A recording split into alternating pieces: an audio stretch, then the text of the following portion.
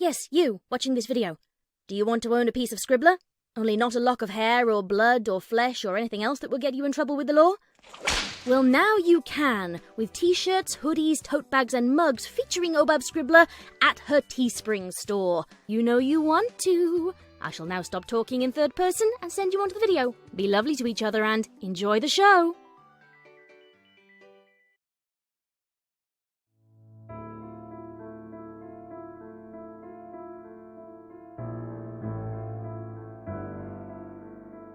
Dear Princess Celestia, I haven't had much to report about friendship lately, so I thought I would write you a letter about what's been going on around Ponyville instead. Applejack tells me that Sweet Apple Acres had a bumper crop of Zap apples this year. I can't decide which is better, eating the jam and other delicious treats the apple family makes from them, or watching the Zap apples grow on the trees. It's truly a wondrous sight to behold, as no other fruit grows as quickly or magically as Zap apples do. Around town, things are pretty normal, except for that strange box that showed up last night. At least, I have to assume it was last night, though I can't find any pony who actually saw it arrive. The box is over by City Hall at the moment. It's made out of dark wood that's quite lovely, but no pony's sure what it's for. So I thought I'd have a closer look today.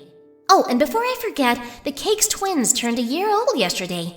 Time really flies, Princess. It doesn't seem like all that long ago they were still crawling around making baby noises. Now they're walking around making baby noises. Pinky threw a huge party for them, and at least half the town showed up. I can't remember the last time one of her parties was so amazing. It was a really good time, and I think that's part of the reason why Rarity ended up sleeping the entire day away. Silly me, I forgot to mention that. Rarity was up for 4 days and nights working feverishly on a new series of designs she says are not yet fit to be beheld by pony eyes. She told me she wants to unveil the dresses at this year's gala, so I guess we'll have to wait until then to see what all the fuss is about. I tried sneaking a peek, but Spike stopped me, which is why I'm writing this letter myself. Apparently, he thinks he's protecting her in her dresses. Anyway, that's the news from around Ponyville, Princess. I hope things are going well in Canterlot. If I learn anything new about friendship, you can count on hearing from me again. Your faithful student, Twilight Sparkle. Dear Princess Celestia, since you asked, I'll tell you more about the box. I did get a chance to look at it, but I have to say I'm completely stumped. I'll enclose a photograph taken by a young local photographer for precision's sake. As you can see from the photograph, the box is about 1.5 times my height and a little less wide than a pony is long. It appears to be constructed of a metal frame with wood paneling and features 3 orifices, a small vertical slot, a large hole with a rubber curtain that would be about the right size to fit a hoof, and another horizontal slot below that. Since I couldn't figure out at a glance what it's meant for, I attempted to take a look inside it with a viewing spell, but was unable to see anything because the spell didn't work correctly. Or at least, I guess it didn't. It was as though I was looking in one side of the box and out the opposite side without seeing anything in between. I'm fairly certain this result suggests that the box has been enchanted to keep ponies from seeing what's inside. Of course, the viewing spell is something I've not cast since I learned it for an exam 2 years ago, so me being rusty is perhaps an equally likely prospect, though I really don't think so. But it turns out the viewing spell wasn't entirely necessary, as we found out today what the machine does, if not its purpose. Garden Salsa, a local vegetable farmer, realized that you could fit a 1-bit coin into the smallest slot. The object, I have to assume it's a machine, since what else would accept money like that, did nothing. But some pony else had the idea that since the largest hole was about the size of a hoof, perhaps there was a button inside to press. From what I've been told, and I should mention that this is a 3rd or 4th hoof account that I am relaying, Garden did so and yelped as something pricked her foreleg. When she withdrew her hoof, there was a tiny hole on the underside welling with blood. The machine then emitted a whirring noise for a few moments, after which a bell chimed and a slip of paper appeared in the lower slot. I've been told it read, in large print, Ursa Major. We have no idea what this means, Your Highness, but I will begin researching to see if I can get to the bottom of whatever this thing is. Your faithful student, Twilight Sparkle. Dear Princess Celestia, so much has occurred over the past 2 days that I've only now been able to find enough time to write you about them. You've no doubt heard about the Ursa attack on Ponyville. My friends and I distracted it while Fluttershy used her, as yet unexplained, stare power to calm the beast and send it back into the Everfree Forest. In the meantime, the marketplace was destroyed and a lot of ponies lost their homes. The property damage was severe, but it can be repaired, whereas the loss of life sadly cannot. The ponies whose homes were attacked first were the ones most severely injured, and Garden Salsa was found in the rubble afterward. I've never seen a dead pony before, Princess. At least not one who perished violently. I'm still not sure I know how to deal with everything I witnessed that day.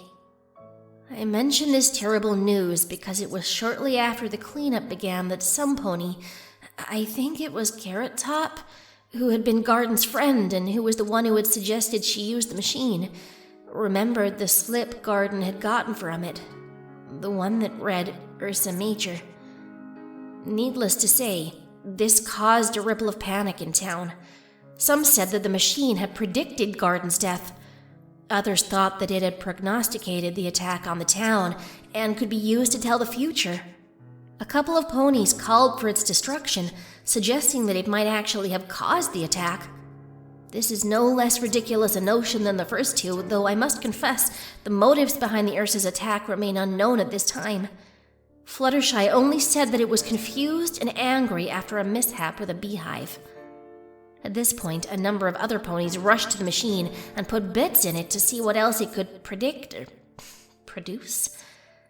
I have confiscated the slips of paper and labeled each with the corresponding pony's name for research purposes. I've tested the slips for enchantments, but each is simply ink on paper. The only thing remarkable about them is the mechanism used for printing such regular block letters. The slips read as follows: Old Age, Cancer, Waterfall, Cookies. I cannot determine as yet what any of this means, though the old age and cancer slips suggest that perhaps the cause of death is what is being predicted. However, this notion is completely ridiculous. Fortune-telling is impossible by magic, thus there is no way a simple machine can do it. My research continues, and though I have yet to find any mention of this machine in the books I've read, I will keep you informed of whatever I find. Your faithful student, Twilight Sparkle. Addendum to previous letter. Moments after sending that last letter, I was informed of a fifth pony who used the machine. Old Mr. Waddle received a slip reading heart attack. He died on the spot shortly thereafter of what looked like a heart attack to the ponies watching. Needless to say, tensions in town are high and my blood is running cold. Some are saying the machine caused the heart attack, though I would say it was only insofar as making Mr. Waddle anxious about the possibility of having a heart attack, which could have been enough stress to give himself one. That he died shortly after seeing his slip, and that poor Garden Salsa met her fate within a short period of time after getting hers, are cause for concern. But I think I can safely say that the machine did not kill these ponies.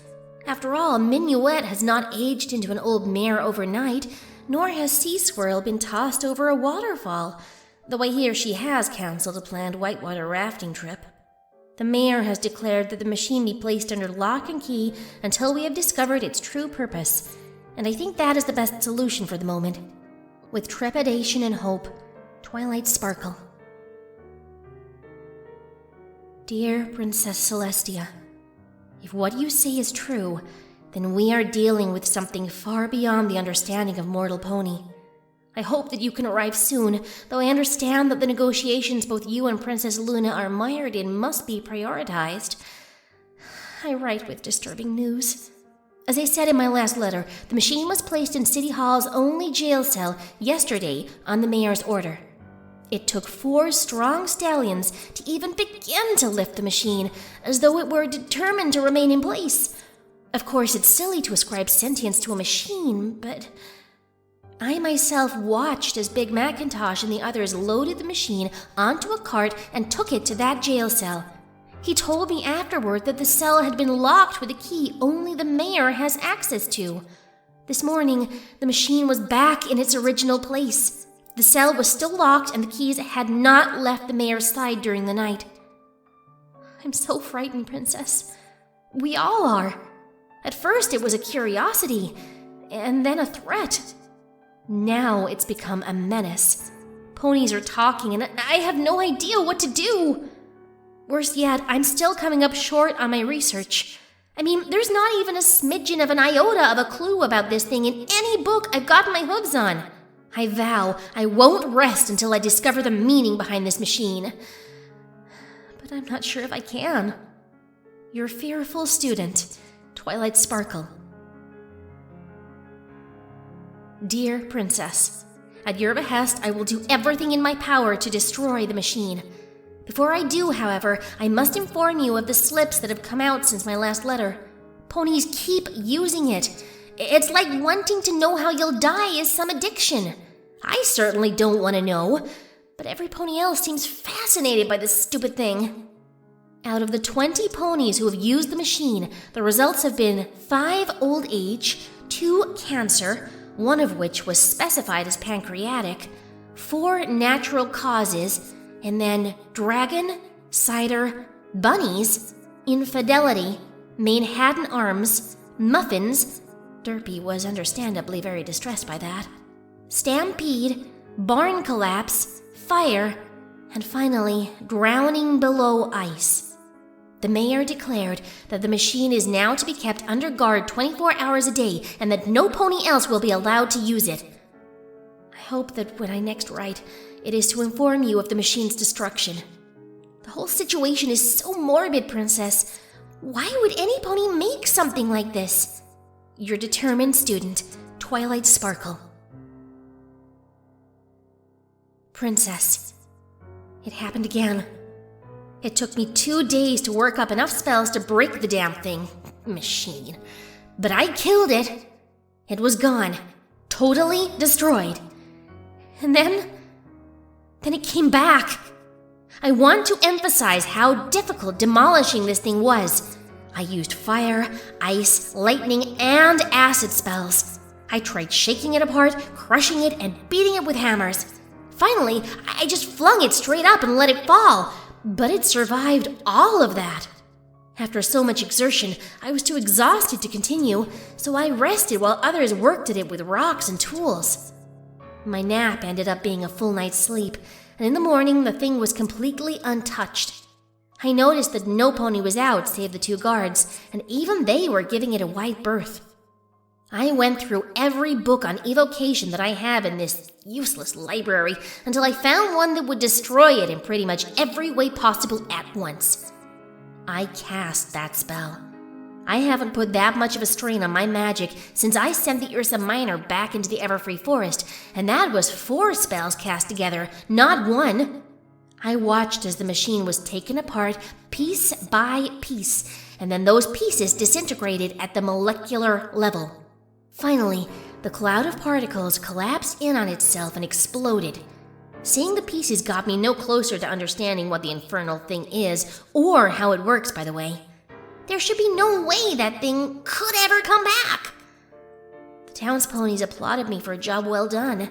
Every pony breathed a sigh of relief and was looking forward to going back to their normal homes and lives. But the machine is back, Princess, as of this morning. If we weren't scared out of our wits before, we are now. Overnight, one of the ponies with a natural causes prediction passed away in her sleep.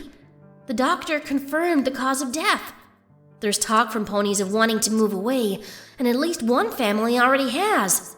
You have to help us, Princess. You're the only one who can now. Please, save us from this thing. It's driving Ponyville mad. Twilight Sparkle. From the Journal of Twilight Sparkle, Head Librarian of Ponyville. Names of the sisters, what's happening to Ponyville? Ponies are either running away or wrestling with the guards for a glimpse of their own mortality. They're hurting each other, trying to get to it, and the hospital is almost full. Ponies have stopped working, stopped going to school. Instead, they spend their time contemplating their deaths, drinking themselves into stupors, or doing crazy, dangerous things because they know they won't die that way. Except that sometimes they do anyway, and it turns out they just misinterpreted the machine's prediction. I've seen store windows smashed in. There have been at least 3 fires. The mayor was beside herself until she used the machine. Then she asked me, "What's the point when you know how it's going to end?" Some ponies have given up, while others have only now started to live. Despite all it's been through since I came here, I've never seen this town worse off. Rarity and Sweetie Belle left for Canterlot. Fluttershy won't come out of her house. Pinkie Pie's mane has been flat for days, and I haven't got the first clue where Rainbow Dash is. Applejack says she's not leaving ever, but I haven't seen her set hoof outside her farm, not since the machine came back last time. It's like an itch. Wanting to know I can feel it creeping at my skin, lurking at the back of my brain. I'm trying to deny it. How can you not want to know? From the Journal of Twilight Sparkle, Head Librarian of Ponyville. I used it. It's just part of my research, to find out precisely what the process feels like. I keep telling myself that. But I had to know. It only hurt a little. I didn't look at the paper. Except I did. I saw the words as I destroyed them. I don't know what they mean. I can't even write them here.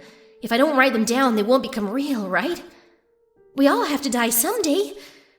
But what's the use in thinking about it? What does this fucking thing mean? Dear Princess Celestia, please destroy this letter after you read it. I don't want any pony but you and I to know about this. Since you intervened, the machine has not returned. Whatever you did, it worked. I don't know when or even if life in Ponyville will ever return to normal, but we're eternally grateful to you for getting rid of it.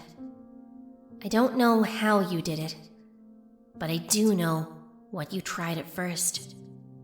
You tried using it. I understand why now, though I didn't initially.